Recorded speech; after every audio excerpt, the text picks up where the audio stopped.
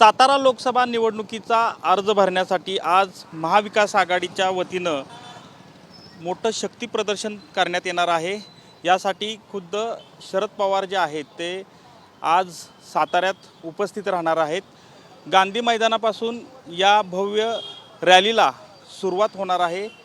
सध्या या ठिकाणी आपण पाहू शकता की मोठ्या संख्येनं पोलिसांचा फौजफाटा जो आहे तो गांधी मैदानावर एकत्र आलेला आपल्याला पाहायला मिळत आहे।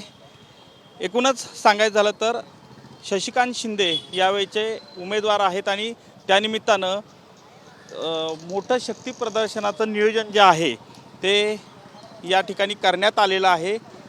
आज शरद पवारांच्या उपस्थितीत गांधी मैदानापासून या भव्य अशा शक्ती प्रदर्शनाला सुरुवात होणार आहे आणि जिल्हाधिकारी कार्यालयात हा उमेदवारी अर्ज जो आहे तो आज साधारणतः 12 वाजण्याच्या सुमारास देण्यात येणार आहे।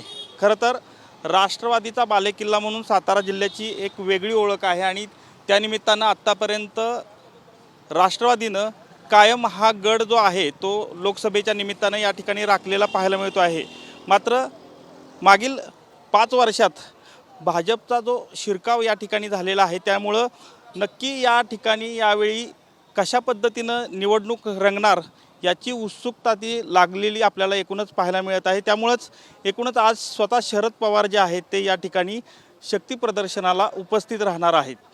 कॅमेरामन सुशांतसह संतोष नलावडे, TV9 मराठी, सातारा।